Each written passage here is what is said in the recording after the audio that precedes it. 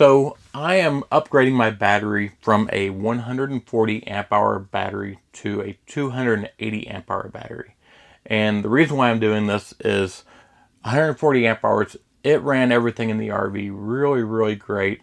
Did a great job, running everything. Even cloudy days, it's a great battery to have. It's a single battery, 140 amp hour.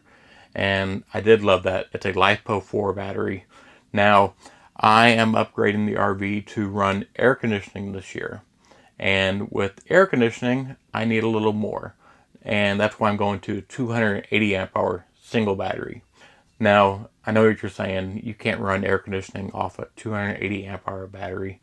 Yes, you can. And this is the battery right here. It's very, very reasonable for the price. And when you're running a 6,000 BTU air conditioner, that's an inverter air conditioner, then you are just sipping on the power. So that thing runs, 200 watts of juice. It's really, really low on the power consumption, and you can actually run an air conditioner off that battery. Now, 280 amp hours of battery in one battery set. The reason why I got it in one battery is I also use a Victron IP22 charger. This charger puts 30 amps of power into your battery. So when it's running every hour, it's putting 30 amp hours back into your battery. So it can charge it up easy. If it's almost completely dead in 6 hours, it'll charge it up. So that's the reason why I got that. Dump that power in there. Now, the Victron IP22 is designed for one battery. So it can be hooked up to one battery set and charge it. That's what it's designed for. They do have other Victron models that are designed for multiple batteries, but because everything I designed for this RV is a low set, I wanted to make sure that I stayed within this theme. That way, my costs are going to stay low from here on out. And again, I want to show you how to do this so that whenever you're building things, you don't have to sink, thousands of dollars in your RV to have, power in your RV. So I'm just here to show you different options for different things. If you don't have air conditioning, then 140 amp hour is great. Even 100 amp hour is fine if it's a LiFePO4 for, doing a lot of things.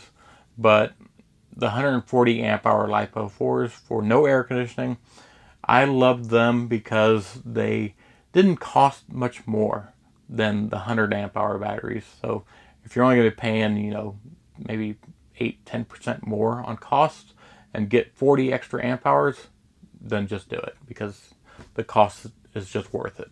And that's the reason why I also went with the 280 amp hour battery, this one right here, because this battery, it was very cheap, dirt cheap pretty much compared to the competition out there. And it can just do everything I need it to do.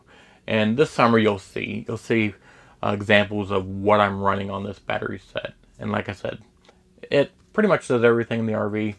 It's me, my wife, 2 kids. So we are, we draw a lot of energy. We draw, we use the pump a lot. We're using the toilet. We're using the sinks. We're just using a lot of energy in here.